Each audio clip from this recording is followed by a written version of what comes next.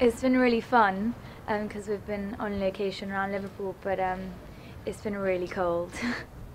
So apart from that, everyone's really lovely. We've got a great crew and the other actors are great as well. But it just sometimes gets really, really cold. First hearing, like reading the first through the script and reading about Patsy, it almost reminded me a bit like John Lennon and all that, and how he first started out. So I got like the DVD, you know, if you ever seen Nowhere Boy. Well, I got that and I was watching that and it kind of really inspired me. And he's kind of just this sort of character he really doesn't have anything. He's having a hard time at home because his mum's getting beaten up by his father and his dad's just being an arse. And he's in a no good job over there, and then suddenly he meets this girl and he has to move over to Liverpool with nothing. And then he just, in the end, he gets everything he ever wanted. Yeah, it's been absolutely fun. Like, all these guys are great, and I get a lot of direction as well from Joe, which is good. And the cast are great, the crew are great. We all get on really well. But it's funny because this week we're doing all the Liverpool scenes, so it's like this set of cast, and then next week it's like we're doing all the Belfast, so it's a whole new cast that come through. So it'll be like starting a new film. It's going to be really strange, I guess, but really good. Like, everyone's really tight. The onset has been absolutely fantastic, like, really, really has. I mean, in the past, the previous sets that I've worked on and stuff, there is generally a good feel, but this one here is just brilliant. Cast and crew alike have just been, from the start to finish, good crack, and for me there's perfect, because you need to be able to have a laugh, and everybody is so comfortable with each other that it's brilliant to work with. It's really, really nice. Like.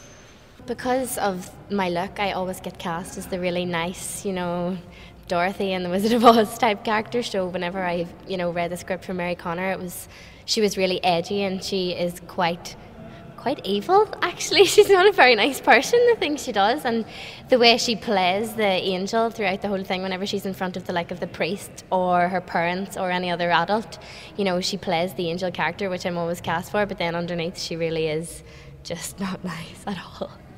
So that's really what drew me to it, because I could kind of play a character completely different to what I'm usually cast, but still, obviously with my same look. First day on set, a lot of people didn't know each other, and every day you just feel like a wee camaraderie, getting going, gelling together and working hard.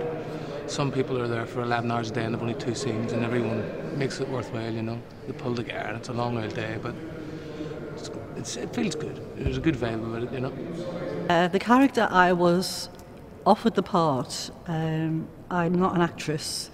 It's because I actually supposedly looked exactly how they envisaged Mrs. Connor to look like, so I was sort of like cajoled into doing it, and then I had to learn an Irish accent, which I've never done before, so I had to learn that and learn how to act, all in about 4 days. So I didn't really have much time to research into her as such, because at that point I was researching into all the costumes, because I'm actually the costume designer. So all I knew about her was what costume she was possibly going to wear, and then found out it was me wearing them. Yeah, I generally just love that sort of the looks, the style, the way everyone was, the way live bands, there's not as many live bands anymore. I don't see a band. I suppose I'd have loved to live in that situation where you've got to go ask a girl to dance. I've never, that doesn't happen anymore. You just sort of go to clubs, get drunk and try and kiss girls, don't you? You don't ask a girl to dance, you don't ask their number. It was a lot more traditional, weddings, people got married, and 60s, because I like, I like the music, I like, I play a bit of music myself, so I just love that whole scene. I love 60s music. It's my favourite music. I'm totally obsessed with the Beatles. I have been since I was a kid. I have all their albums, love them, so I was so happy to do a 60s song. A lot of the music that I know quite well, that I've heard, through whenever, but it's just, I was listening to a 60s CD and a lot of the tracks were on there. I was like, I had no idea that some of the stuff is that old, and I was like, that's great. And then, so I got this CD and put it on my iPod, was listening to it, and got really into it. And I think it's nice because it's so raw, and there's not all this like computerization of everything, nothing synthesized. It's all just like proper band, proper singers, and yeah, it's cool. I like it. Good stuff. I first met Joe in the 70s in Liverpool. We were both into music, and I didn't hear from him for maybe well, I didn't hear from him at all until I saw a piece in the Echo about doing this film. So I thought, I'll give this number a ring. Didn't realise it was Joe. I rang him up. He sent me an email back and said, yeah, come and see me and let's have a chat about doing some music. I've got a lot of stuff from the 60s. I said, do you want to have a listen to it? And that's how I came into it, basically, because of the 60s connection, the music. Having been through the Beatles era, saw them on the Cavern, and 50 years ago today it was actually. They first started on the Cavern, which is very strange. 9th of what is it? The 9th of November. 9th of November. 9th of November 1961 was it Beatles' first appearance. 9th of February is again. 9th of February 1961 was the Beatles' first. Yeah, I have to leave that whiskey alone. All right, well anyway, so much for unrehearsed interviews basically. So I'm just here to advise you on the music and to put some songs into the track, and hopefully we can get the original authentic sound that was around at the time and make it work for the film.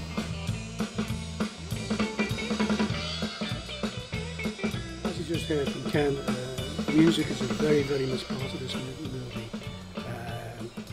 In fact, it's very much a music-driven film, and hopefully if we can pull this off, what I'm looking for is the music is part of the story, part of the script, and what's more, it's like a concert. I would love the audience who's watching this sitting in the cinema thinking, I'm watching a proper concert here, you know, concert quality, and have them really moving in the seats. And it's very rarely done, and I don't know if it's very rarely done in films, because I've never really seen it, but because it's difficult to do. So if I can do it, I don't know, but that's what, if I don't, I'll be a bit down, but maybe it's not possible. If it's possible, that's my aim anyway. Consequently, that's why we're here in Park Street, trying to get a really good live sound, but yet at the same time is pleasant on the ear and just fixing with the story. From a drama point of view, and from my point of view, it was important that we had a young cast. Unfortunately, selling movies in this country anyway is not so much if your movie's any good or not, it's who your cast are. If you have a leading man, a leading woman, you can sell the movie, even if the story's a load of nonsense, doesn't matter. Anyway, we couldn't afford to find a leading star, and certainly there aren't any 17, 18-year-old kids in Britain anyway. There aren't any. So we searched long and low. We searched for 18 months. Went to Belfast, spent a lot of time in Belfast and all over the country, and it was important that we find the right cast. And hopefully when you see the movie you'll agree. These kids just fall into it great. They're just naturals, you know. You just work with them, and they were into the story, they read the script so well, and they knew the script off by heart. And I think that we found some really new talent here, and I generally hope so, because if we're going to be using American kids all the time in programs, our kids here in this country are never going to get a chance. Never going to get a chance. So maybe, you never know, fingers crossed, if our film's any good, I really hope that this cast can pick up. Patsy's really nasty. She doesn't treat me well. I'm so cool, I'm so nice. I'm a nice person, really.